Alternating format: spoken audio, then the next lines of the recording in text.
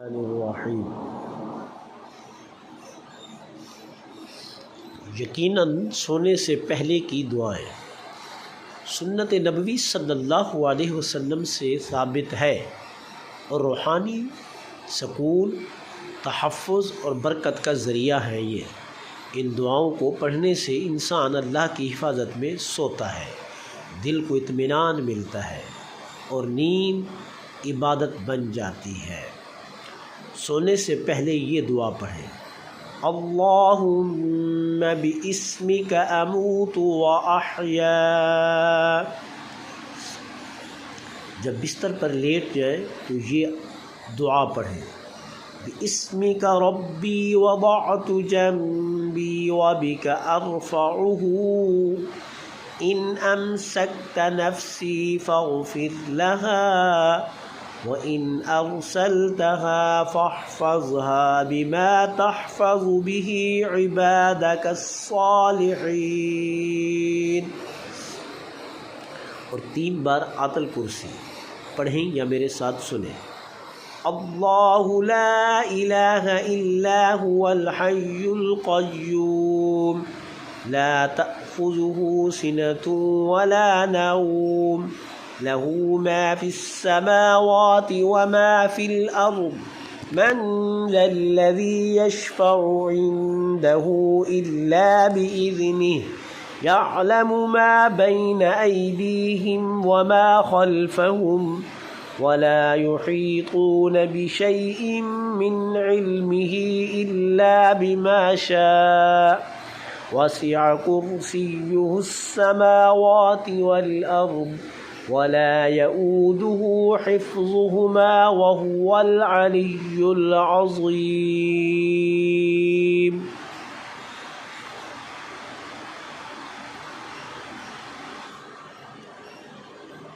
سورۃ الفاتحہ اور 4 قل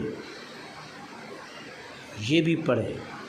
نبی کریم صلی اللہ علیہ وسلم کی عادت مبارکہ تھی کہ سونے سے پہلے دونوں ہاتھوں پر سورۃ الفلق اور سورۃ الناس پڑھ کر اپنے جسم پر پھیرتے تھے۔ آئیے سنیں میں مجھ سے یا پھر میرے ساتھ پڑھیں۔ الحمد للہ رب العالمین الرحمن الرحیم مالک یوم الدین ایاک نعبد وإیاک نستعین اهدنا الصراط المستقيم صراط الذين أنعمت عليهم غير المغضوب عليهم ولا الضالين آمين۔ بسم الله الرحمن الرحيم قل أعوذ برب الفلق من شر ما خلق ومن شر غاسق إذا وقب ومن شر النفاثات في العقد ومن شر حاسد إذا حسد۔ بسم الله الرحمن الرحيم قل أعوذ برب الناس ملك الناس إله الناس من شر الوسواس الخناس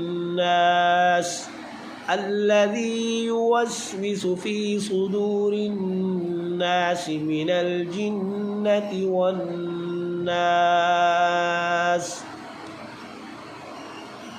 تسبیحات فاطمہ، یہ تسبیحات حضرت علی اور حضرت فاطمہ رضی اللہ تعالیٰ عنہ کو نبی اکرم صلی اللہ علیہ وسلم نے سوتے وقت پڑھنے کی تلقین فرمائی۔